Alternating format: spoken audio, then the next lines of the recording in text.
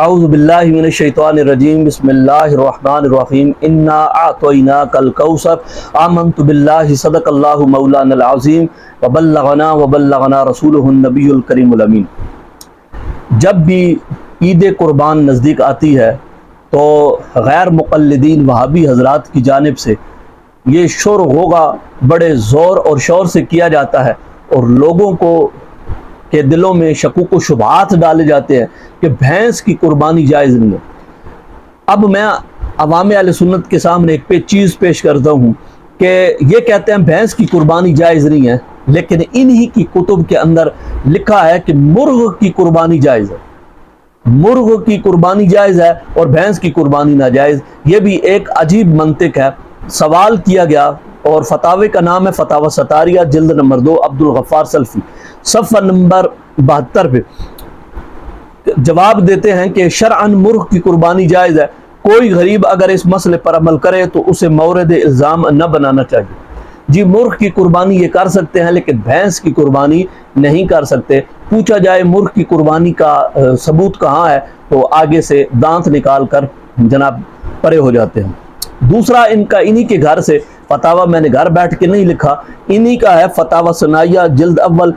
بھینس کی قربانی کے حوالے سے ان سے سوال کیا گیا تو جواب دیتے ہیں کہ جہاں حرام چیزوں کی فہرست دی وہاں یہ الفاظ مرقوم ہے کہ ان چیزوں کے سوا جس چیز کی حرمت ثابت نہ ہو وہ حلال ہے، بھینس ان میں نہیں۔ اس کے علاوہ عرب لوگ بھینس کو بکرا گائے میں داخل سمجھتے ہیں۔ آگے لکھتے ہیں تو حکم جواز قربانی کے لیے یہ علت کافی ہے۔ اب یہاں پر آپ آگے دیکھیں تو یہاں پر انہوں نے بھینس کو گائے میں ہی شامل کیا اور اس کی جواز ہونے کا فتویٰ بھی دیا ہے۔ تو اگر جناب والا آپ بھینس پر قربانی کے ناجائز ہونے پر اتنا زور شور، اس پر کوئی حکم بھی تو مرتب کریں نا کہ جو لوگ بھینس کی قربانی کرتے ہیں تو ان پر کیا حکم ہے، اور جنہوں نے آپ لوگوں میں سے جنہوں نے فتاووں کے اندر لکھا ہے کہ یہ جائز ہے تو اس پر آپ کا کیا فتویٰ ہوگا، یہ بھی آپ کے ذمہ کرم ہے کہ آپ بتائیں کہ ان لوگوں پر فتویٰ کیا ہے کہ ایک چیز ناجائز تھی اور انہوں نے اس کو جائز قرار دیا۔ اگلی کتاب الاجماع، مصنف ہے مصنف ابو بکر محمد بن ابراہیم بن منظر، صفحہ نمبر 52 میں لکھتے ہیں واجمعوا علی ان حکم الجوامی سے حکم البقر، اجماع ہے اس بات پر کہ بھینس بقر کے حکم میں ہی ہے۔ تو اب یہاں پر اتنے بڑے اکابر جب یہ بات کر دیں میرے خیال میں دائیں بائیں دیکھنے کی گنجائش نہیں رہتی۔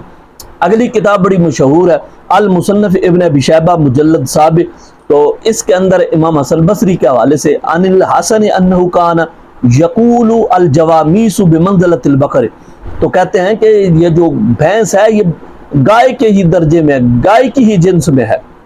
اگلی کتاب تفسیر ابن ابی حاتم، صفحہ نمبر 1403، تو ان لیث ابن ابی سلیم قال الجاموس والبختی من ازواج ثمانیہ، کہتے ہیں بھینس اور بختی اونٹ ازواج ثمانیہ میں سے ہے، مطلب جن کی قربانی کی جا سکتی ہے، جن کو جوڑے اللہ نے قرآن مجید میں ذکر کیے ہیں تو اس میں انہوں نے بھینس کو بھی شامل کیا ہے۔ تو لہٰذا اتنے سارے حوالے ہونے کے باوجود دائیں بائیں دیکھنے کی گنجائش باقی نہیں رہتی۔ اور حضرت علی رضی اللہ تعالیٰ عنہ سے کہتے ہیں روایت میں نہیں ہے، تو حضرت علی رضی اللہ تعالیٰ عنہ فرمایا تو سمجھو کہ حضور صلی اللہ علیہ وسلم سے سن کر ہی فرمایا ہوگا۔ حضرت علی رضی اللہ تعالیٰ عنہ مسند الفردوس دہلوی کی روایت نمبر 2650، الجاموس تجزی من سبعۃ فی الاضحیہ، بھینس کی قربانی میں 7 آدمی شریک ہو سکتے ہیں۔ تو جب جائز ہی نہیں ہے تو 7 آدمی کو شریک کرنے کا کیا مطلب؟ تو یہ مطلب اتنے سارے حوالہ جات اور بھی کثیر تعداد میں حوالہ جات موجود ہیں۔ مثلا آپ یوں سمجھو کہ یہ پوری دیگ میں سے ایک چاول چکھایا گیا ہے، تو اتنے سارے حوالہ جات ہونے کے باوجود اور اس بات پر اجماع ہے، پوری امت اسی بات پر قائم رہی ہے کہ بھینس کی قربانی جائز ہے لیکن مرغ کی قربانی جائز نہیں ہے، یہ بالکل ثابت ہے۔ اللہ سمجھنے کی توفیق عطا فرمائے۔ وآخر دعوانا الحمدللہ۔